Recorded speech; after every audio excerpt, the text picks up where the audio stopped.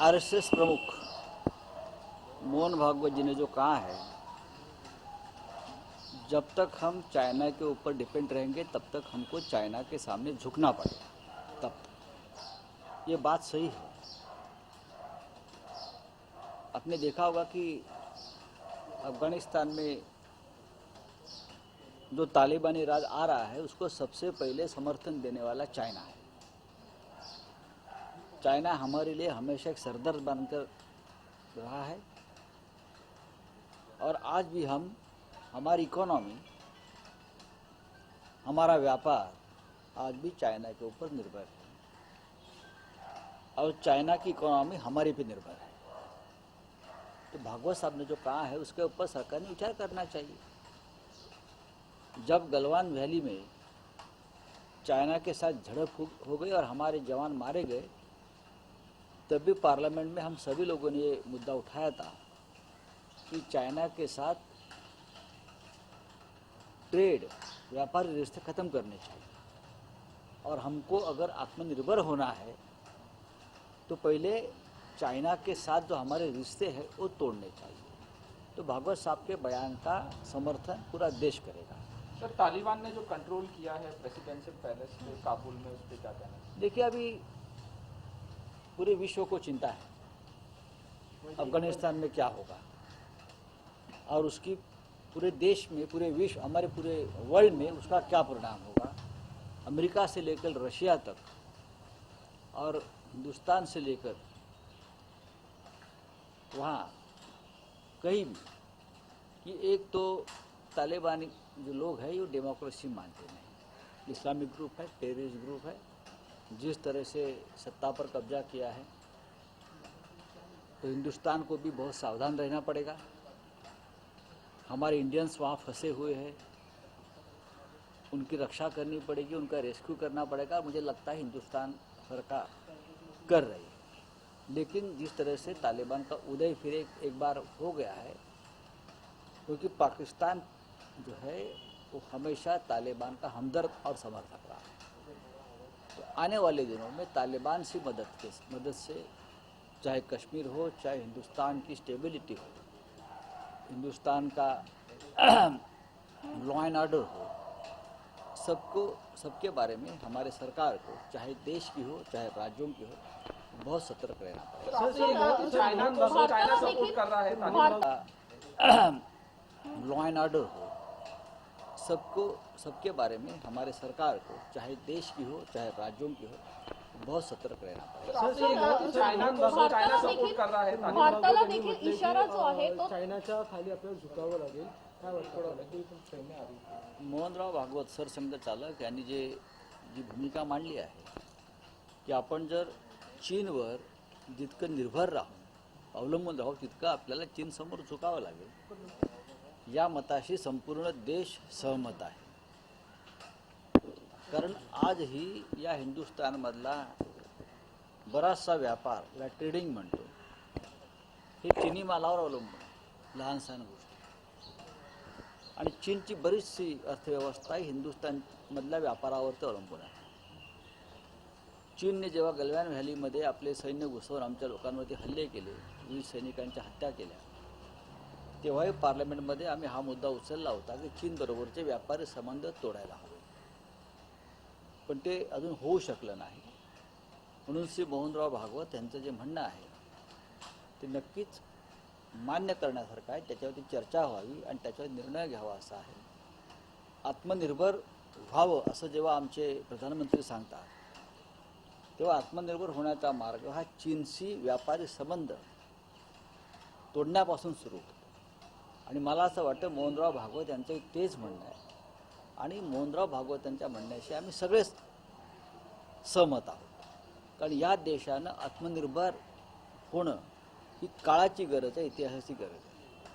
Sir, आज आपल्या अग्रलेखामध्ये म्हटलेलं आहे की फाळणीच्या स्मृती जागा केलेल्या फाळणी दिवस आठवून किंवा तो म्हणून तो साजरा करून, तर त्या वेदना ज्या आहेत त्या पुन्हा एकदा भारत आता अनुभवतो आहे।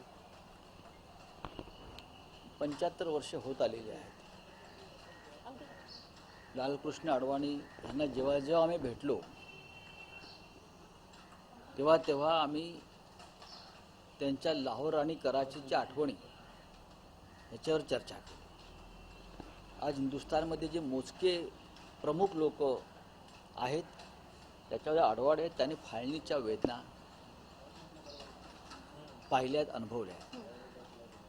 तर वेदना काय आहेत हे आम्ही सुद्धा आमचे अनेक मित्र जे कराचीतून आले, पंजाबमधून आले, लाहोरमधून आले, किंवा पाकिस्तानातून आले, सिंध प्रांतातून आले, सर्वस्व गमावून इथे आले. त्याच्यावरती अनेक चित्रपट निघाले, पुस्तकं निघाली, पण आम्ही प्रत्यक्ष कानानं ऐकलेलं,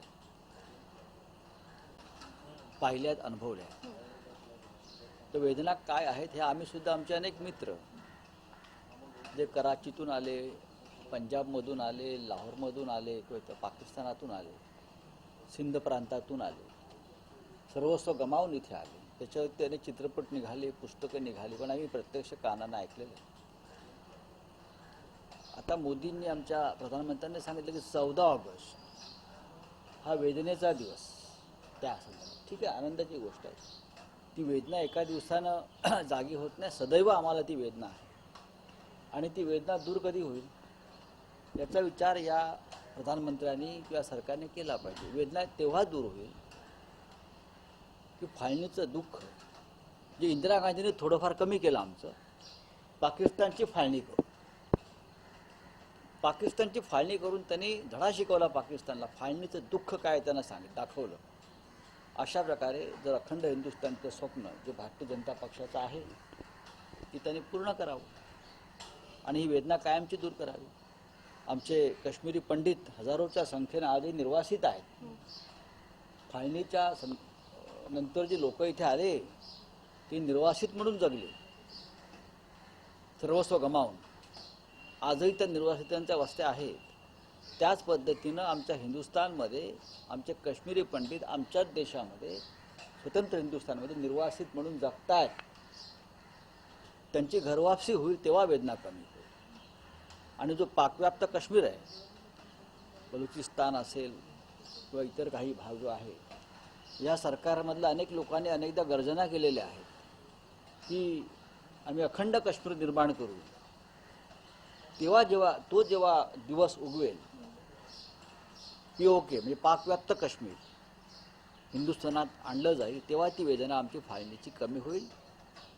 आम्हाला आजही ती वेदना आहे फाळणीची. आम्ही अस्वस्थ असतो.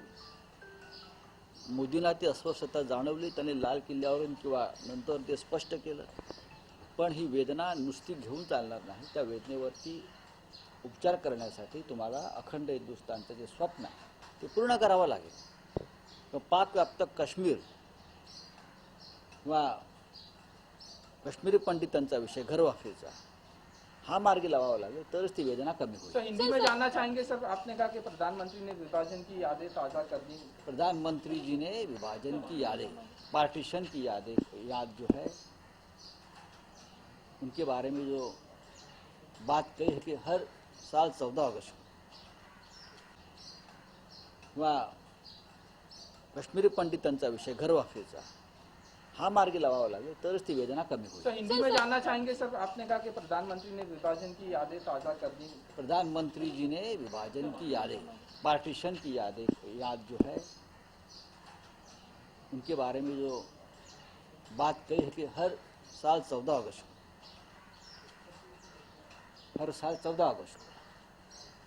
विभाजन की याद की जाएगी. विभाजन की याद तो हमें दर दिन आती है. हर घड़ी, हर मिनट हमारे जैसे लोग, हिंदुस्तान का पार्टीशन, उस वक्त वहाँ जो आक्रोश हो गया, अत्याचार हो गया हमारे लोगों पर, वो आज भी हमें याद है. लेकिन वो यादें जाएगी कैसी? जो आपकी मूल कल्पना है भारतीय जनता पार्टी की POK, पाक के कब्जे वाला कश्मीर जो है तो हम यहाँ लेके आएंगे, वो आपकी घोषणा है, आप उनको लेके आइए. जैसे इंदिरा गांधी ने हमारे पार्टीशन की जो दर्द को कम किया, जिस दिन पाकिस्तान को तोड़कर बांग्लादेश बनाया, पाकिस्तान को विभाजन कर दिया इंदिरा गांधी ने, बहुत मर्दानगी का काम किया था इंदिरा जी ने. उस प्रकार से अगर कोई काम ये सरकार करना चाहती है तो ज़रूर हम उनके साथ रहेंगे और हमारी जो वेदना है पार्टीशन की वो भी कम हो जाएगी. हमारे कश्मीरी पंडित हैं जो आज भी निर्वासित है इस हमारे देश में, उनकी घर वापसी की बात हमने की है। उनकी घर वापसी भी आप करते हो तो भी हमारी वेदना कम हो जाएगी। लेकिन अच्छी बात है कि ये सरकार ने हमारी वेदना को फिर एक बार जिंदा किया है। हम कभी नहीं भूलेंगे। सिर्फ 14 अगस्त के लिए नहीं है, 365 डेज हम पार्टीशन विभाजन की हमारी वेदना और आक्रोश को लेकर जीते। सर, आपने पीओके की बात कही। जी हाँ, पीओके जो आपकी बीजेपी का एजेंडा रहा है, इस सरकार का एजेंडा रहा है। हमेशा मोदी जी ने और बड़े बड़े नेताओं ने बात कही है कि पीओके को हम हमारे कश्मीर से जोड़ देंगे और अखंड हिंदुस्तान बना देंगे। अगर ये होता है तो हम ये जो वेदना है, इस वेदना के ऊपर थोडा मरम लग जाएगा। सर देशामध्ये अत्यंत महत्त्वाचे मुद्दे असताना देखील 39 जे नेते आहेत सर ते जन सर जन आशीर्वाद जन आशीर्वाद सर जन आशीर्वाद जाऊ दे ना.